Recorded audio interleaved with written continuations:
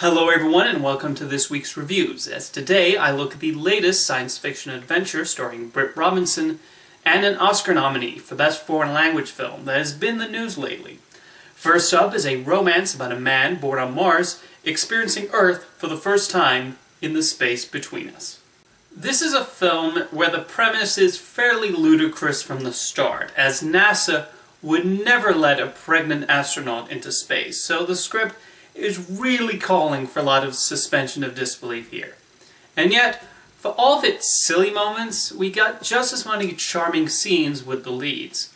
When the focus is on Asa Butterfield and Britt Robertson meeting and getting to know each other, it's actually really sweet.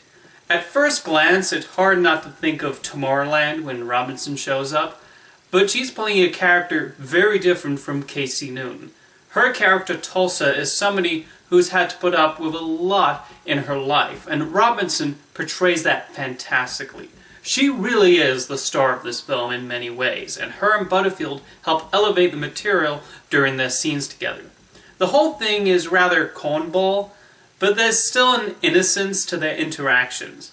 Director Peter Chelsom does overdo the direction at multiple points, especially when he tries to parallel this film with Wim Wenders' Wings of Desire. And there are so many parts where Gary Oldman's character could have resolved things a lot quicker. But the cheesy and unrealistic moments are kind of worth sitting through to get to the romance. I'm not sure the space between us would have been nearly as tolerable without Britt Robertson and Asa Butterfield guiding us along on this journey. It's an okay escapade and perfect airplane fodder.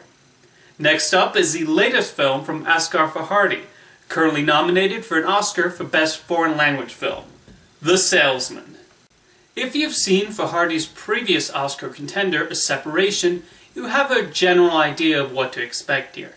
As somebody with no knowledge of Iranian middle-class life, I find his films a fascinating peek into a world so different from my Western upbringing, and yet there are still some occasional similarities in how they go to prepare for their day and go to work.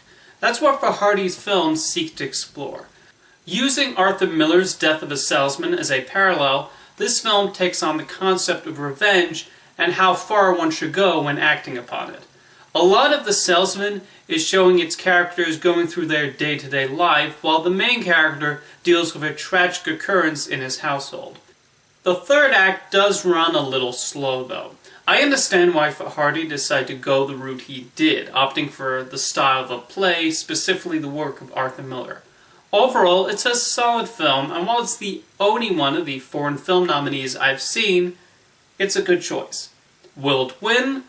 Well, I'll go over that when I reveal my Oscar predictions in a couple of weeks. Thanks for watching this week's reviews, and I'll see you next time.